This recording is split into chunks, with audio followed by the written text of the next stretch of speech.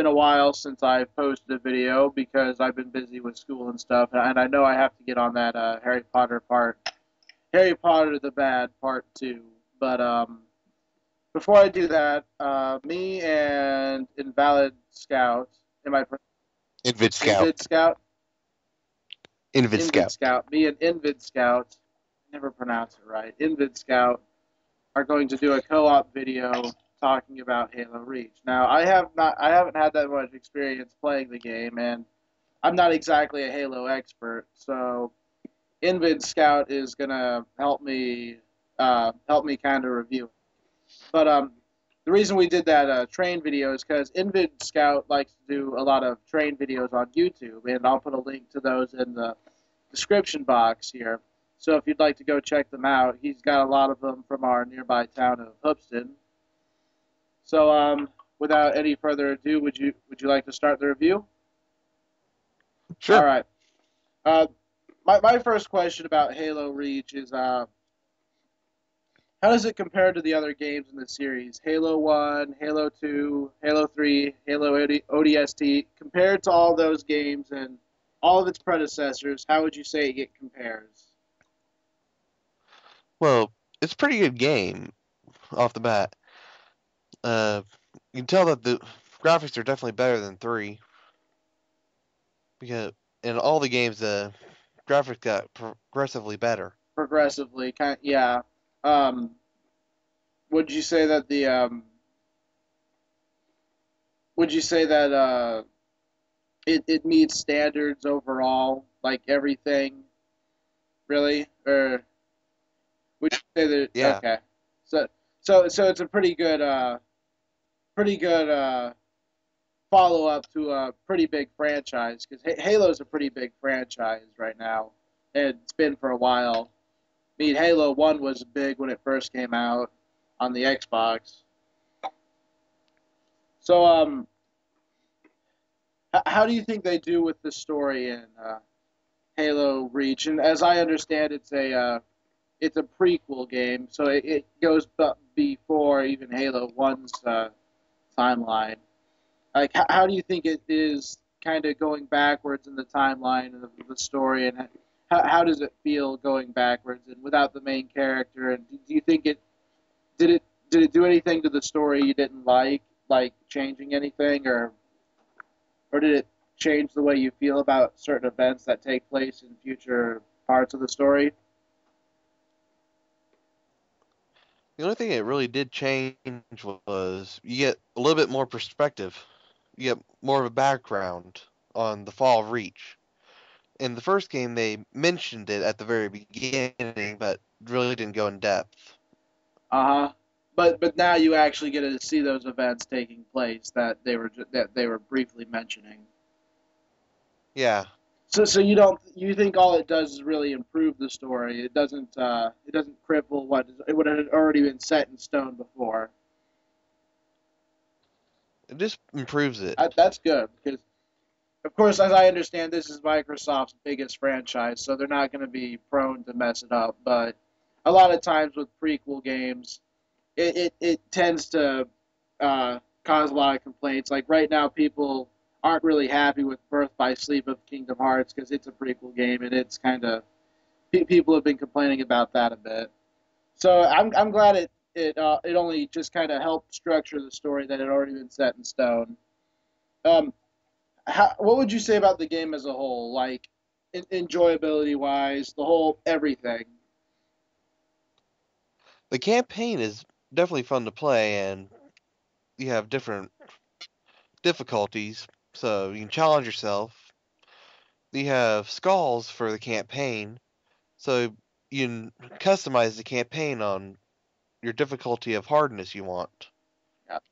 And when you get done with the campaign, you have the multiplayer, and if you have Xbox Live, there's endless of hours of play there. Oh yeah, and we're gonna talk about Xbox Live in a second, but I have to ask, Halo seems like the whole series, it's been going on for a while now, and this makes the is it the fifth game in the franchise? Uh, let's see here. Halo 1, 2, and 3. ODST, and then Reach, right? That would be. Am I missing Yeah, any of them?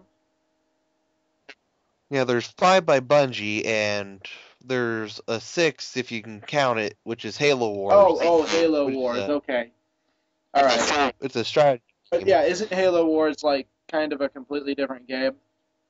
Like Yeah, strategy wise, because the question I'm about to ask is, you've been playing a game that's generally been around the same with a few tweaks here and there.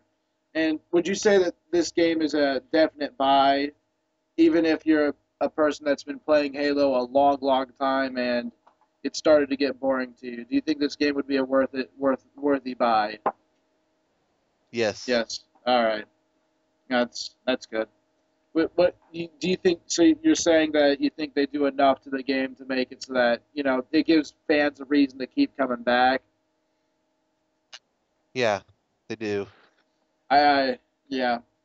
So how are the controls this time around? I heard that they changed them a bit. Yes, the controls are completely different for the default. It's kind of hard to get used to it at first, but if you want to go back to, say, Halo 3's controls, there's Recon, which you can switch to, which is basically the same as the Halo 3 controllers. So that makes it easier for people to adapt to the game. Yeah. No, that's good. But do you think the new control set it makes it easier for like someone that just came into it like I did? Yeah, someone that just comes into it, it'd probably be easier for them. Yeah, because they don't have that that instinct to push certain buttons to do certain commands. And I heard, and like you said before, the multiplayer is really good in this game. Yeah. It doesn't lag or anything, no matter how many people you got playing. Or Well, the lag depends on your internet connection. well, that's if you're on live though, right? Yeah. If you're like linked up from Xbox to Xbox, like because I know you can connect Xboxes and Yeah, do a system yeah, link. you can do a system link. Does it ever like lag if you got like 32 people on a system link? I don't know if you've tried it that big, but Well, let's see, the max I think you can have for a system link is 16 oh, people. 16. Yeah. Oh, And that would be four consoles linked together. oh yeah, yeah, that'd be about right. Jeez, what was it that was 32? I can't remember. There was something that had 32 players. But oh no. I know what it is now. It's yeah, you're right. It's 16, and then you can have four Xboxes linked together, 16, and then with internet you can verse another set of people with 16, and then that would be 32. That's where that comes in. Yeah. So the multiplayer is really well rendered. Yeah. How is it on live though? Xbox Live. Does the like you said it would depend on your connection. And that's the thing with these next gen games is that they're all getting on the internet and it's so it's still kind of a work in process really. It's not something we've mastered yet. Everything has some problems to it. Yeah. So so with live it's just like if you're with people that have really good connections, then I'm guessing it's a really interesting game. Yeah. Some games I've gotten into where, I mean, everyone's connection was just so poor you couldn't even do anything. Ah, nice. I mean, no, that's not nice, but yeah. Oh, I've played games online with my Wii, which I know that's a really bad internet, anyways. But there'll be times when people will log off and then the whole thing will freeze and everyone has to like turn off their systems. Does that ever happen on Xbox, or how do they have that covered when people log off? Uh, well, for Halo Reach, it really doesn't do much when someone quits the game.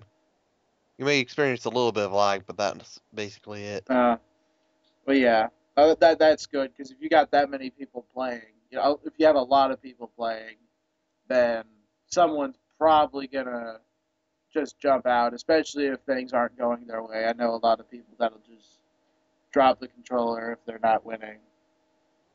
Yeah. Had that happen in a game a while back. I bet. So My whole entire team quit. so what did they add in Reach that brought people back in to the series?